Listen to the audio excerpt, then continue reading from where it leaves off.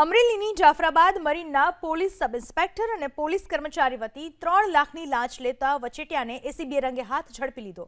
Jafrabad marine police સ્ટેશનમાં દાખલ થયેલા એક ગુનામાં આરોપી વિરુદ્ધ પાસા નહીં કરવા 3 લાખ રૂપિયાની લાંચ માંગી હતી।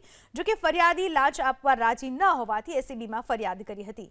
નક્કી થયા મુજબ પોલીસ સબ ઇન્સ્પેક્ટર અને કોન્સ્ટેબલ વતી રાજુલાની સહયોગ હોટલ નજીક આરફી અલી રવજાણી નામના ખાનગી વ્યક્તિને લાંચ આપવાની હતી।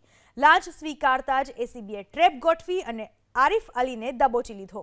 આ તરફ એસીબીની ટ્રેપની જાણ થતાં પીએસઆઈ આર.એમ. રાધનપરા અને પોલીસ કોન્સ્ટેબલ આશીષસિંહ ઝાલા ફરાર થઈ ગયા। જાફરાબાદ મરીન પોલીસ સ્ટેશનમાં દાખલ થયેલા એક ગુનામાં આરોપી વિરુદ્ધ પાસા નહીં કરવા 3 લાખ રૂપિયાની લાંચ માંગી હતી। જો કે ફરિયાદી લાંચ આપવા રાજી ન હોવાથી એસીબીમાં ફરિયાદ કરી હતી। નક્કી થયા મુજબ પોલીસ સબ ઇન્સ્પેક્ટર અને કોન્સ્ટેબલ વતી રાજુલાની સહયોગ હોટલ નજીક આરફી અલી રવજાણી નામના ખાનગી વ્યક્તિને લાંચ આપવાની હતી। લાંચ સ્વીકારતા જ એસીબીએ ટ્રેપ ગોઠવી અને આરિફ અલીને દબોચી લીધો।